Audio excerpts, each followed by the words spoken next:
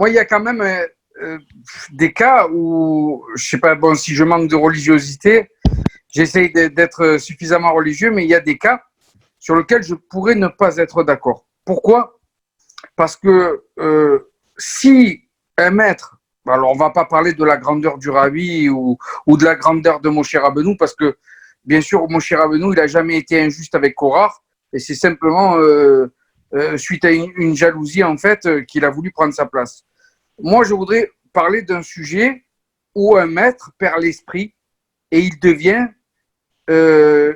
injuste avec son élève, voire il va jusqu'au cas où il accuse son élève. Je vous prends un exemple, il l'accuse de l'avoir volé et au quotidien, il est rabaissant avec cet élève qui a besoin d'encouragement pour faire son étude régulièrement. Dans ce cadre-là, je suis désolé, je suis d'accord avec tous les cavotes dont vous avez parlé vis-à-vis d'un maître. Vous dites, j'ai bien compris, j'ai totalement compris, j'ai compris votre question, mais vous ne parlez pas d'un maître. Vous parlez d'une personne, comme on a expliqué dans une des halakhot, qui va vouloir tirer du profit de la situation, mais quand le Rambam utilise le mot maître, on parle d'une personne. Le Rabbi explique très clairement comment on a la possibilité de choisir notre maître. Il y a une vidéo qui est disponible sur YouTube où il demande comment on peut choisir un maître. Parce qu'il c'est marqué dans Pirkei Avot, on a l'obligation à Selef Arabe de nous faire un maître. Le Rabbi demande comment on peut faire. Alors il y a un conseil des Chachamim, c'est de voir un ange de Dieu. Et le Rabbi dit dans la vidéo, mais où je peux voir un ange? Comment je vais voir un ange? Au bout du compte, la réponse à cette question, c'est que le Rabbi donne pas mal de conseils, que cette personne, on doit voir qu'elle ne pense pas à son intérêt quand elle répond à nos questions, qu'elle n'est pas noga, badavar, etc. Et donc, pour revenir sur ce que vous êtes en train de dire, si c'est une personne qui va rabaisser son élève, vouloir tirer profit de l'outil, vouloir l'humilier, etc., alors on enlève la qualification de base de maître. Ce n'est pas le maître dont on parle ici. Le maître dont on parle ici n'est pas une personne comme ça, bien entendu. C'est pas quelqu'un d'injuste, c'est impossible. Bien entendu que non. Le cavote qui lui est dû dans ce qu'on est en train de dire, on parle d'une personne qui est là pour nous passer un message divin. Quand on se permet de dire que celui qui contredit son maître, c'est comme s'il contredit la présence divine. Celui qui a des doutes sur son maître, c'est comme celui qui a des doutes sur la présence divine. On parle d'un maître, bien entendu, qui n'a pas que le nom de maître. Non, mais attention, juste une seconde. Ce maître dont je parle, c'est quelqu'un qui a toujours été juste et un jour, par rapport à une personne, il perd l'esprit. Là, le devoir de l'élève, c'est quand même de lui mentionner l'injustice qu'il est en train de faire. Et la chose qui, pour moi, est la plus juste, c'est que le maître doit reprendre son esprit et reconnaître son erreur. Ça reste assez mourkave, mais c'est très compliqué. Si c'est un maître, qu'il y a certains… On va prendre l'exemple de Moshe Rabbeinu. Si on voit Moshe Rabbeinu qui fait quelque chose, même si pour tout le monde, ça semble illogique, interdit, on va dire attends, mais comment il fait ça? D'où tu fais ça? D'où tu te permets de faire ça? Non. L'histoire où Moshe frappe sur le rocher, Dieu n'a jamais demandé. Il n'y a pas un des élèves qui a eu le courage d'aller voir mais Moshe. Là, vous me parlez de la plus haute instance qu'on a dans notre peuple. Mais volontairement. Avec les miracles et tout, donc on ne peut pas se mettre contre Moshe. Parce qu'il y a des comportements qui auraient pu être incompris. Quand on voit Moshe Rabbeinu qui ne réagit pas avec l'histoire de Pinchas, ou Zimri ben Salou, ou le chef de la tribu de Shimon fait quelque chose d'interdit et pose la question à Moshe, Moshe ne se prononce pas. Comment tu ne te prononces pas? Il va se passer quelque chose. Pourtant, il est marqué que c'est interdit d'aller avec une aramide, avec une moabite, on n'a pas le droit. Et pourtant, Moshe se tait, et quand on dit rien, j'acquiesce. Alors bien que Moshe n'acquiesce pas, bien entendu, mais il ne dit rien, il n'intervient pas. Et c'est Pinchas qui va intervenir. Alors on pourrait dire le comportement de Moshe n'est pas bon. Et pourtant, non, on ne peut pas dire ça, parce qu'il y a pas mal d'éléments qu'on n'a pas de but en blanc. Donc, à chaque fois, on revient sur la même chose. Le maître… Oui, mais tout ce que fait Moshe, ça part d'un bon sentiment. Les explorateurs, les chefs des tribus, il les choisit en tant qu'explorateurs pour le bien, parce qu'il a confiance en eux. C'est eux qu'après, ils vont le trahir. Mais sur le moment, il fait toujours quelque chose de juste. Korah, Il lui a rien dit pour que Korah il se mette contre lui. Alors, d'après ce que vous dites, si mon maître est à mes yeux un vrai maître, bien sûr, il y a une partie énorme d'aide du ciel dans ce cas-là, de demander au ciel de nous aider à avoir un bon maître. Mais si j'ai fait ce qu'il faut pour avoir un bon maître, et celui-ci est un bon maître, et qu'il y a certaines choses, je vous rassure à tous, même si j'ai pas de masque, normalement, ça passe pas par la caméra. Excusez-moi si c'est à cause de moi que vous toussez. Hein. Au bout de la situation, je fais attention, je précise quand même. Je veux inquiéter personne. Ce qu'on était en train de… Même si le maître fait des choses que parfois on ne comprend pas. Alors, il y a certains cas où effectivement on va devoir poser des questions, mais il y a énormément de cas où on va dire que je n'ai pas la possibilité de comprendre. Malheureusement, je n'ai pas la possibilité, mais par ma croyance en mon maître, eh ben lui, je sais qu'il agit de la bonne façon. De la même manière, dans énormément de cas, dans Shmuel, quand il va choisir David Améler et qu'il va chez son père et que son père lui présente tous ses enfants sauf David, parce que le père, Ishaï, n'avait aucun doute que s'il allait avoir un roi, ça allait être David. David, il était pris pour un mamzer, il n'était pas considéré par ses frères. Le seul frère, et Ishaï, quand Shmuel va, il lui montre ses enfants, il n'amène même pas David. Alors, il aurait pu dire, mais Shmuel, attends, qu'est-ce que tu fais là? D'où tu connais, toi, l'histoire? Toi, tu ne connais pas. Moi, j'ai des informations que toi, tu n'as pas. Ben, on peut retranscrire ça avec nos maîtres. Ils ont accès à des informations que nous n'avons pas. Ah, ben voilà l'histoire de Yosef aussi, que ses frères le vendent. Il aurait très bien pu dire à son père, pourquoi tu les as laissés faire? Pourquoi tu n'as pas eu cet acte de justice? Il aurait très bien pu lui dire ça. Bon, ouais, mais on rentre dans une autre histoire, mais sur ce qu'on était en train de dire, pour revenir, parce que c'est une autre situation, mais par rapport à ce qu'on était en train de dire, le maître dont on parle ici, c'est à qui on doit donner toutes ces marques de respect. C'est un maître qui n'a pas que le titre, mais vraiment qui en est un dans tous les sens du terme. Ok. Je peux poser une question? Bien sûr. Oui. Je suis un peu perplexe entre le rapport entre le père et le maître. Vous dites que si le père est chargé par une lourde charge et que le maître aussi, on donne la préférence au maître plutôt qu'au père. Voilà, donc voilà, c'est cette question entre le kavod pour le père et le kavod pour le maître. Bon, elle est un peu… Si je peux la développer. Je vous dis la vérité, j'étais persuadé qu'on allait poser cette question. Parce qu'aujourd'hui, elle tombe sous le sens. Vraiment, j'étais persuadé. Aujourd'hui, ça tombe sous le sens. On va voir notre père avec une lourde charge, notre maître avec une lourde charge. On se dit, notre corps va avoir un réflexe tout seul de courir vers notre père automatiquement. Ouais, on se le dit aussi. Donc, je m'attendais à cette question. Pourtant, quand on regarde en profondeur, le Rambam, la seule raison, elle est donnée par le Rambam. Le père nous donne la vie dans ce monde-ci, le maître nous donne la vie dans le monde futur. C'est la seule raison qui est donnée ici. Et s'il y a une comparaison avec un cerveau humain, c'est extrêmement compliqué de comprendre ça. Parce que, et c'est mon cas aussi, qu'on soit clair, c'est mon cas aussi. Je l'étudie autant que vous, mais c'est mon cas aussi. Ça peut paraître particulier. Si je vois mon père dans une situation bloquée, je vais avoir, ou même si à la fin je vais vers mon maître, mon corps je vais je vais avoir un coup d'hésitation. Je vais dire, attends, mais c'est mon père, c'est pas vrai.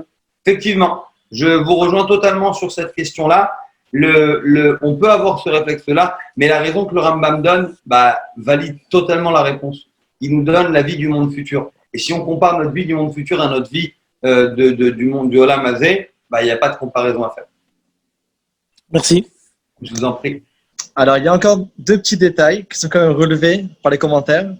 Et c'est que, une chose, c'est que comme Rav Reuven l'avait lu dans la suite des Halachot, le Rambam, il dit bien Bamed Varim Amorim. Dans quel cas est-ce qu'on a discuté dans ce chapitre? On a parlé de son Rav Mouvak. On a parlé de son Rav par excellence duquel il a appris tous les halachot. On ne parle pas ici juste d'un Rav qui a donné quelques cours. On parle vraiment du Rav qu'il a éduqué et qui a appris avec lui la majorité de la Torah et qui l'a suivi. Donc un Rav qui a investi dans lui comme un père. Donc on ne parle pas ici de n'importe quel Rav dans cette halakha. Ça, c'est une chose. Et une deuxième chose aussi, c'est qu'un Rav, il n'a pas le droit de demander de l'argent pour donner des cours. On a vu ça dans le shiur de lundi soir. Alors, les commentaires disent, bien sûr, si le Rav, c'est juste un Rav qui donne un cours, il ne passe pas avant le père dans le respect. Tandis que si c'est un rave qui a investi dans son fils, de la façon comment on a expliqué dans ce chapitre, un rave qui est, comme Rav Reuven vient de dire, un vrai rave qui s'investit et qui pas juste s'investit, mais qui s'investit dans cette personne particulièrement, alors on le considère comme un père spirituel. Quelle est la source? La source, elle est de la Torah. Le verset dit que Moshe Rabbeinu, il avait des enfants et le pasuk se réfère à qui sont ses enfants, Nadav et Avihu. Mais la Gemara demande, le verset se trompe a priori, parce que Nadav et Avihu, c'était les fils et les enfants de Moshe et pas de Aaron, pardon, pas de Moshe, c'était juste les neveux de Moshe. Et la Gemara répond que de là on apprend que celui qui enseigne la Torah à son fils ou au fils de son ami, c'est comme si c'était son père, qui est Ilou Yelado. Alors, si le Rav, il était payé par le père, par exemple, pour enseigner la Torah, alors le Rav, il passe pas avant le père, parce que c'est le père qui l'a rendu son émissaire en le payant de l'argent. Donc, on parle ici spécifiquement et uniquement pour conclure d'un Rav Mouvak, c'est l'expression Mouvak. Mouvak veut dire le Rav qui est vraiment celui qui se donne et qui va vraiment l'élever et investir dans lui. Une chose, et qui le fait sans être payé par le père, il le fait de lui-même, et là, c'est le père spirituel de l'enfant. Et il y a la raison qu'on a dit, comme Rav Reuven vient de le ramener, et de le rappeler encore une fois, que c'est le père qui le ramène dans le monde matériel, tandis que ce Rav-là qui a investi dans lui, pas juste à donner un cours une fois par-ci par-là, mais le Rav, Mouvak, son Rav par excellence, il va le ramener dans le monde futur. Voilà. Merci. Merci. Alors, je reviens. Non, il n'y a pas de souci. Razak Levitrak. Donc, j'ai trois petites questions rapides à la filée qui se suivent en réalité. La première, c'est parce qu'elle fait débat souvent avec des gens qui sont traditionnels ou peu religieux et qui se demandent est-ce qu'on a une obligation d'avoir un rave? Ça, c'est la première question. Est-ce qu'il y a une obligation halachique ou d'un grand comme Rambam qui nous a précisé qu'un commandement d'avoir un rave, c'est une obligation formelle? La deuxième question, elle suit, c'est-à-dire que si on a un rave, donc dans ce cas-là, et que ce rave décède, donc ça c'est pour suivre ce que vous avez dit tout à l'heure, est-ce qu'on doit à tout prix le remplacer par un autre rave? Et la troisième question, et la dernière, c'est est-ce qu'un rave doit être obligatoirement vivant pour celui qui veut avoir un rave? Alors, dans le mot rave, pour répondre déjà à la première question, oui, on a une obligation d'avoir un rave. On a dit tout à l'heure, on a ramené les Pirkei Avot. Oui, avoir un rave, ça fait partie des obligations. Pourquoi? Parce que y a certaines. Aujourd'hui, je vais répondre petit à petit. D'abord, oui, ça, c'est une obligation. Ensuite, par rapport aux deux autres questions que vous avez posées, elles vont se comprendre dans ce qu'on appelle rave. Il y a une différence à faire entre le rave, un maître comme un rabbi, et d'avoir un rave. Dans l'obligation d'avoir un rave, comme j'étais en train de parler, je parle de cette obligation d'avoir un rave à qui on va pouvoir poser les questions qu'on va avoir au jour le jour. Et pourquoi on va avoir besoin d'avoir un rave unique? Parce que ce rave dont on parle, ça va être à chaque fois, vous savez, parfois on peut poser la même question à 2 ou 3 rabbinim différents et d'avoir 2 ou 3 réponses qui sont totalement différentes, selon les courants, selon le degré d'autorisation de certains. Il y a des rabbinim qui vont être beaucoup plus mécanismes que d'autres.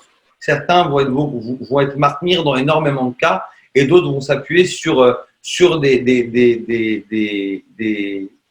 idées halachiques qui sont beaucoup moins strictes que d'autres.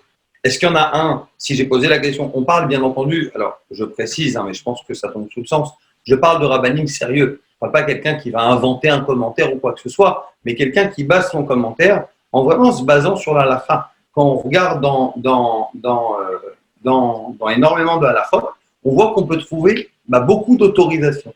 Beaucoup d'autorisations selon qui sont les rabbinim. Et on peut même voir parfois que plus les rabbinim vont avoir une connaissance qui va être large, puis ils vont avoir la capacité et la possibilité de nous donner des autorisations supplémentaires par le fait de leur large connaissance. Donc, donc oui, on a l'obligation d'avoir un rave. Est-ce qu'on doit le remplacer? Alors, ce rave-là, bien entendu, parce qu'on doit être tout le temps en contact avec lui, on doit avoir un lien perpétuel avec lui. On parle d'un rave avec qui je pose mes questions de tous les jours. J'ai fait comme ci, comme ça, comment je réagis, comment je me comporte, comment je fais, etc.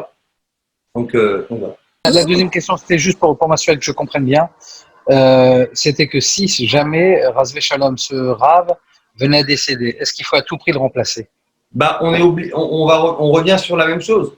Est-ce que demain, je vais arriver dans des cas où je vais avoir besoin de trancher? Je vais avoir besoin. Il me faut l'avis d'un Rav. Il me faut l'avis d'un Rav. J'ai besoin de me baser sur la parole de quelqu'un. Mais après, on a l'obligation, avant tout, comme vous l'avez dit, c'est la première question, de le choisir. Il faut qu'il y ait un choix qui soit fait. Un Rav, que c'est lui que je choisis, après des vérifications, etc. Mais il faut que ça soit lui, que c'est mon Rav, c'est à lui que je veux poser mes questions, c'est avec lui que je veux m'attacher. D'accord. Et donc, le dernier point pour m'assurer que j'ai bien compris, il est impossible concrètement d'avoir un Rav qui n'est pas vivant. Vous voyez ce que je veux dire? C'est-à-dire que… Ce Rav dont oui. on est en train de parler, ce Rav avec qui je vais être en lien quotidien, bah, on va dire que c'est assez compliqué. Si je n'ai pas la possibilité d'échanger avec lui de manière quotidienne, ça va être compliqué. Après, encore une fois, je parle du Rav avec qui j'ai une relation, entre parenthèses, parce qu'on va dire de proximité, mais le Rambam là, on veut enlever toute relation de proximité entre nous et notre Rav. On ne lui serre pas la main, on ne l'appelle pas comme si, etc. Donc, mais je parle d'une certaine relation de proximité. Après, pour le maître, comme on a dit tout à l'heure, d'avoir un maître du judaïsme, alors les tzadikim, leur situation, on va les comparer par des mots aux nôtres, mais heureusement, ce n'est pas les mêmes. Les qualifier de vivants ou non, ça n'a pas la même valeur que ce que nous, on va qualifier de vivant. Est-ce que ça veut dire qu'il est sur Terre? Bah oui, mais bon, il arrive à agir autant sur Terre que s'il n'y était plus. Bon, bah alors qu'est-ce que ça veut dire vivant? Mais maintenant, pour le Rav dont on est en train de parler, avec qui j'ai une relation quotidienne, oui, c'est obligatoire. Razak. Quand vous faites les cours, vous vous référez tout le temps au grand Rav de Lubavitch. Oui. Mais c'est pas votre Rav personnel, je veux dire. Vous avez exactement. Donc c'est mon Rav. C'est mon maître. C'est votre habit, c'est votre maître. Mais comment vous faites cette distinction? Parce que je pense que l'enseignement que vous avez eu vient d'un rabbi auquel vous étiez proche. Je pense que le rabbi de Lubavitch n'enseignait pas à tout le monde, parce que bon, c'est impossible d'enseigner à tout le monde. Alors, on rentre dans un autre sujet qui est extrêmement intéressant, mais oui, effectivement, avec le rabbi, c'est pas on peut pas, il y a énormément de proximité, mais il y a énormément de distance aussi. Il y a énormément de distance. Donc, le rabbi va nous donner des lignes conductrices. Après, bon, pour parler du rabbi notamment, c'est un cas particulier parce qu'il a répondu dans énormément de domaines extrêmement variés avec une précision déconcertante. Mais c'est pas effectivement, on va pas appeler le rabbi tous les jours pour savoir demain j'ai envie d'étudier tel sujet, non, j'étudie plutôt tel sujet ou tel sujet. J'ai envie de faire toutes ces choses-là. Mais pourtant, on voit que le rabbi a répondu à des questions à énormément de monde dans des domaines très simples, on pourrait dire.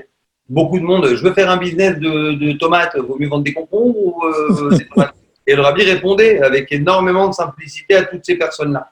Donc, par rapport au rabbi, la situation est un peu particulière. Mais oui, moi personnellement, pour parler de moi-même, j'ai effectivement mon maître de qui je veux suivre le chemin, mais j'ai aussi un rav avec qui j'ai cette proximité qui est pourtant proscrite par le Rambam. Merci. Merci beaucoup pour tous ces éclaircissements. Hazak.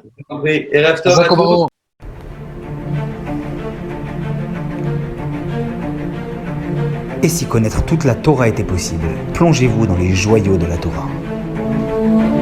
Étude du Rambam, le Maïmonide, cours de qualité par des rabbins francophones aux 4 coins du globe. Un chapitre chaque jour, à raison de 20 minutes, pour finir en moins de 3 ans l'apprentissage de la Torah.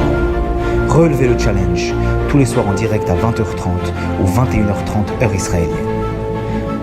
Nos cours sont accessibles à tout moment, YouTube, Facebook et sur notre site torah24.com.